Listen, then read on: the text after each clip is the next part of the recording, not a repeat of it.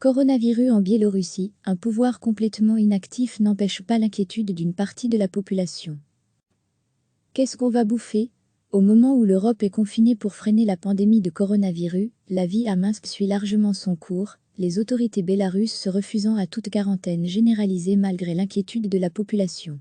Autoritaire ex-république soviétique nichée entre l'Union européenne et la Russie, le Bélarus, Biélorussie, est l'exception en Europe, avec un championnat de foot qui se joue dans des stades avec du public, une circulation automobile dense, des bus et métros bondés et les restaurants, magasins ou cafés ouverts.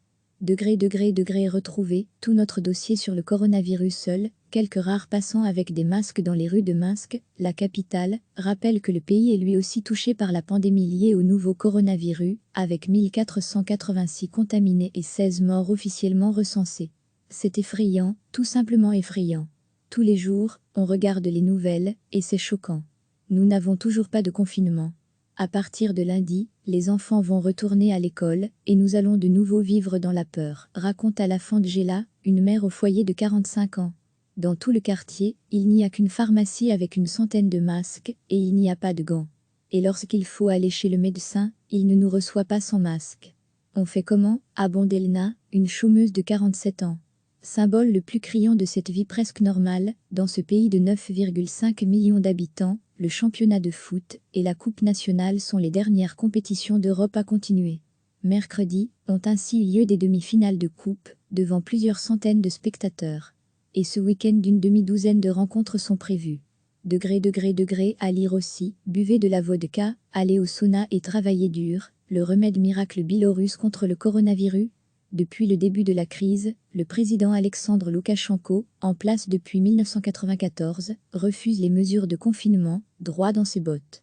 Il a même dénoncé une psychose, affirmant que la panique était plus dangereuse que le virus lui-même. Habitué des envolées verbales, il a aussi appelé ses concitoyens à continuer de travailler, à aller au champ, à conduire des tracteurs, que son pays produit en masse, car le tracteur guérit tout le monde. S'emportant une nouvelle fois à la télévision mardi, M. Loukachenko a clairement donné la priorité au maintien de la fragile économie du pays, par ailleurs très dépendante de la Russie. On parle partout de confinement, de couvre-feu. C'est la solution la plus simple, nous pouvons le faire dès aujourd'hui. Mais qu'est-ce qu'on va bouffer? A-t-il lancé lors d'une réunion gouvernementale. Ces 2 dernières semaines, l'atmosphère a commencé à changer à Minsk, les journaux des télévisions publiques ayant soudainement commencé à parler de la pandémie. Mais il répète qu'un confinement généralisé n'est pas une solution. Dans la capitale, les plus de 65 ans ont été invités à rester chez, et de nombreuses entreprises sont passées au télétravail. Mais bars, cafés et magasins restent ouverts, sans consigne particulière à destination des clients. Les autorités justifient la souplesse des mesures par le strict confinement des malades. Elles revendiquent comme suffisant de tester les cas suspects et les personnes suspectées d'avoir été en contact avec la maladie, comme suffisant tout en disant ne pas avoir dans l'immédiat la capacité de faire plus de 3500 à 4000 tests par jour. La vice-ministre de la Santé, Elena Bogdan, a assuré que tous les porteurs du coronavirus, même asymptomatiques, étaient isolés et hospitalisés. Les gens les ayant côtoyés sont tous mis en quarantaine. Le contrôle aux frontières est également très strict. Sévèrement réprimée, l'opposition bélarusse dénonce, elle, une politique mortifère. Les autorités préparent d'énormes économies sur les pensions de retraite, a lancé l'opposant Mykola Statkevich dans un message vidéo, référence aux ravages que la maladie peut faire chez les plus âgés.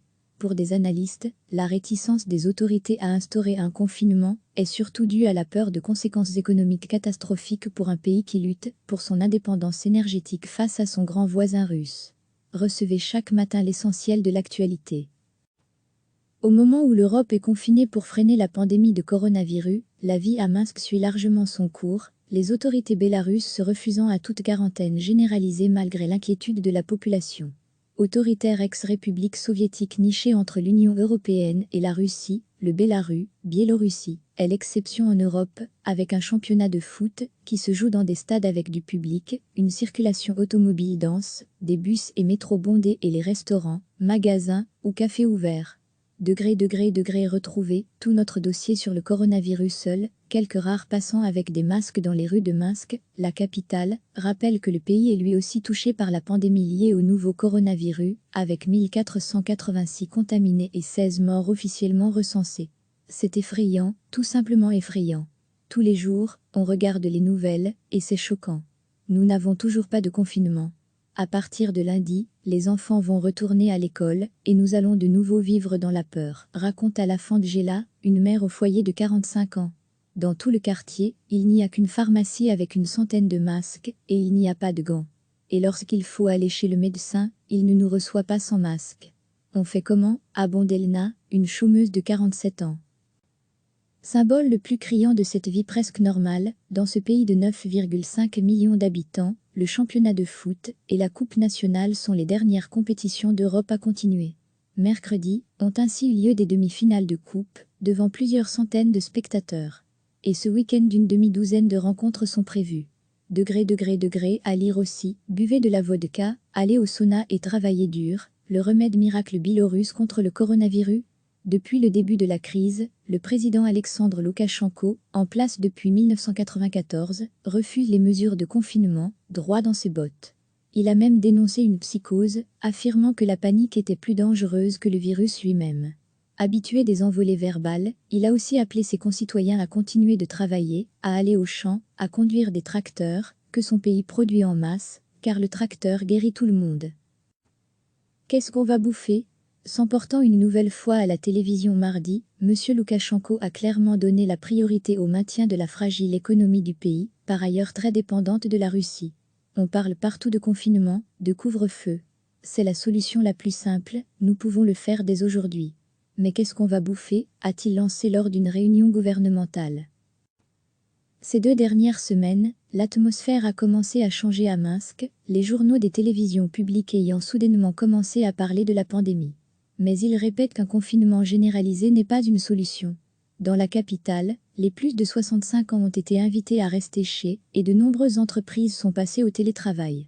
Mais bars, cafés et magasins restent ouverts, sans consigne particulière à destination des clients. Les autorités justifient la souplesse des mesures par le strict confinement des malades. Elles revendiquent comme suffisant de tester les cas suspects et les personnes suspectées d'avoir été en contact avec la maladie, comme suffisant tout en disant ne pas avoir dans l'immédiat la capacité de faire plus de 3500 à 4000 tests par jour. La vice-ministre de la Santé, Elna Bogdan, a assuré que tous les porteurs du coronavirus, même asymptomatiques, étaient isolés et hospitalisés. Les gens les ayant côtoyés sont tous mis en quarantaine. Le contrôle aux frontières est également très strict. Sévèrement réprimée, l'opposition bélarusse dénonce, elle, une politique mortifère. Les autorités préparent d'énormes économies sur les pensions de retraite, a lancé l'opposant Mykola Statkevich dans un message vidéo, référence aux ravages que la maladie peut faire chez les plus âgés.